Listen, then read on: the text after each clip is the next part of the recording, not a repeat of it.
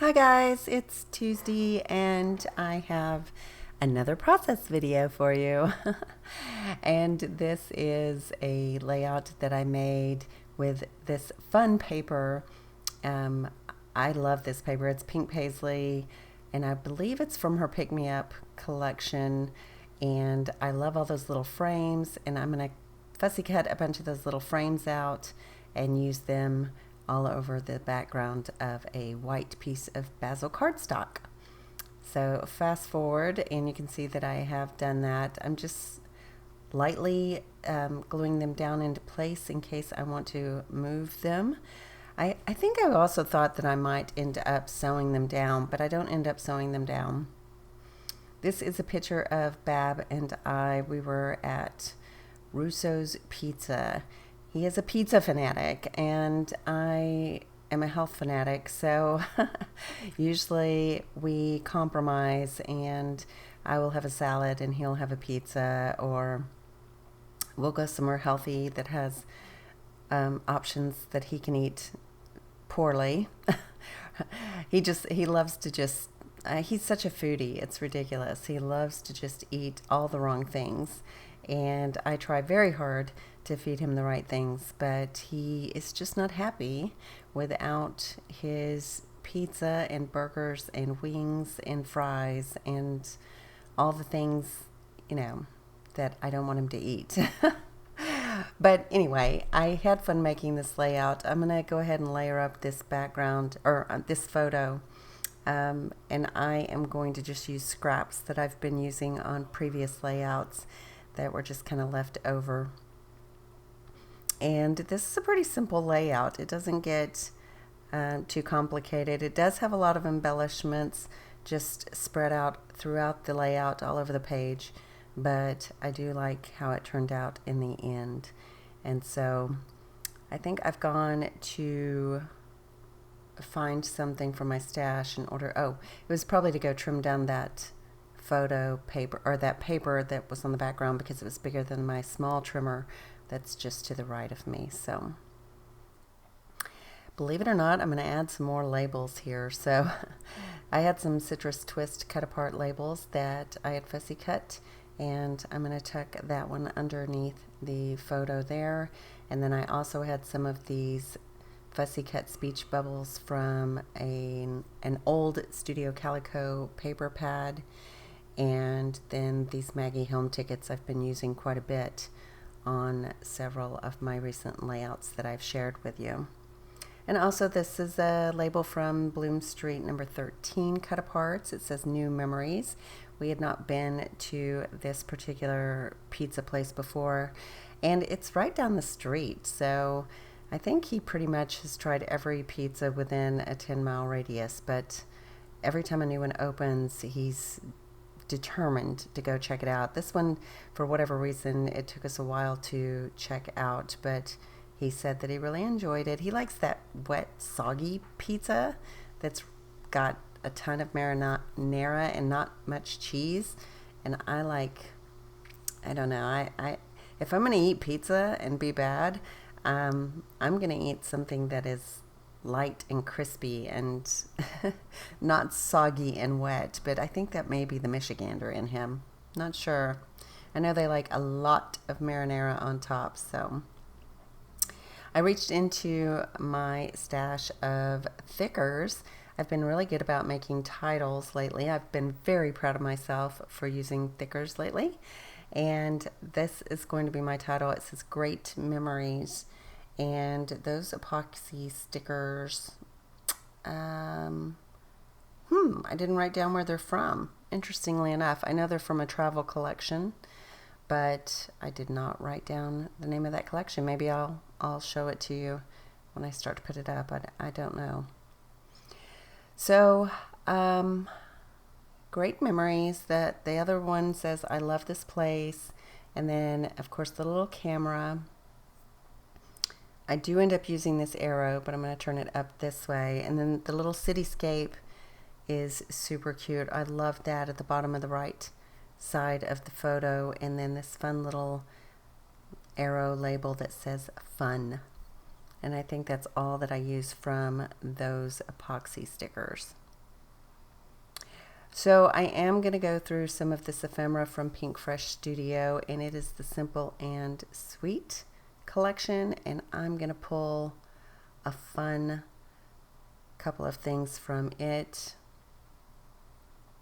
Oh, first I'm going to use this alpha set. I believe it's called Wander by American Crafts Thickers, and I'm going to put Russo's Pizza so that we could remember. I even have to ask him. We go to so many pizza places and take pictures. I'm like, which pizza place was this? I don't know.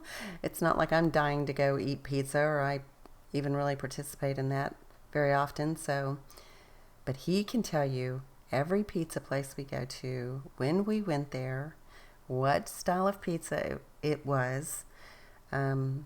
He likes this one place. I'm trying to remember what it's called. Cane Rosso's. And it's just not my thing. I'm like, that looks it's so wet and mushy. He loves it though. And it's a cool little atmosphere, but of course right now with COVID we haven't gone anywhere, and we're just itching to go somewhere, but we're too scared. They just kind of opened things up on Friday, and today is Saturday, and we were like, we just can't do it. Can't do it. So I do end up using some of this ephemera from Pink Fresh, and I love that bicycle. I think it's super cute, and the colors match some of those fussy cut frames. I like the label that has gray that is below the words Russo's Pizza, because it ties in with the color of that alpha, and it says feel the love. And I also use that heart that is in that same color gray. They did have some fun little items that were food related. So I like this little glass with the ice cubes and the straw, and then they had a little jar of lemonade, and they also have a glass of what appears to be pink lemonade and a lemon slice, and I'm going to end up adding those to the bottom right to the left of that arrow. And I really have been doing a lot of cooking, so I love using all of these fun little icons related to cooking, or related to food, I guess. I wasn't cooking when we went here, but you know what I mean. I've been digging through my stash and finding ephemera packs or cut files that are food related. And I've reached out to a couple of the girls that make cut files, like Cut to You and Virginia Walker over at Confessions of a Paper Addict, and I've requested some more food related cut files, but I think they plan so far ahead and that I don't know, they've got a couple, but just I want several. I want a bunch.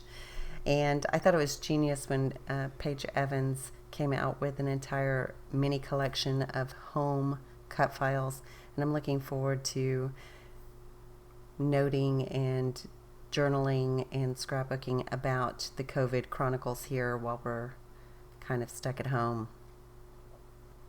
So these are Citrus Twist labels that I've been trying to go through. This one at the bottom says Little Adventures. The one to the left says Always and Forever.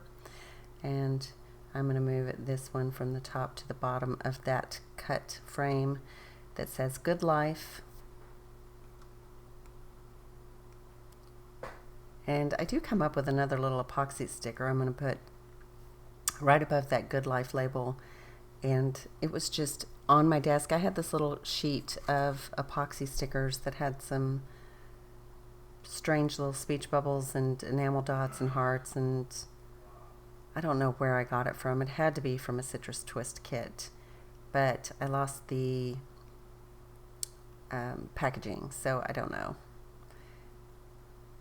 So I'm just going to add some of those little epoxies with the hearts, and that speech bubble says Epic Stuff, and it did not want to stick, so of course I'm going to glue that down. They just don't make adhesive the way they used to on these stickers. It's crazy. Like almost everything that is more than 6 months old has lost its sticky. It's or it's so stuck down because it's so old that you rip the chipboard off trying to get it off of the background. Very strange. Cutting corners, I guess. So I finish up with a little bit of this Delusions ink in slate gray. I've been using that a lot recently, and it just seems to go with everything I've been working on. And I think that wraps it up. Oh yeah, I have another little label that I'm going to put up at the top that says week ending.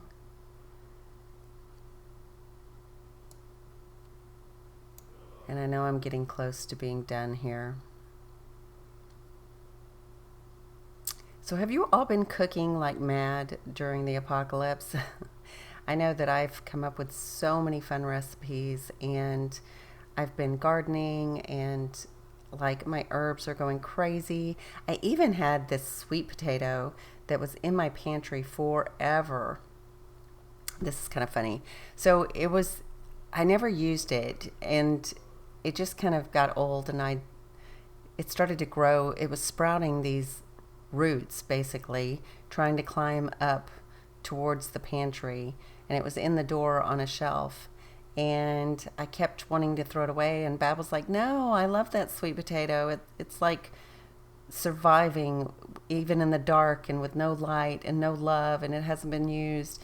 And so finally, when the roots got to be about 6 inches long, and it had some little green leaves on it, I said, I'm planting this in the backyard. I'm going to put this in a pot and see what it does. And it took a couple of days to adjust.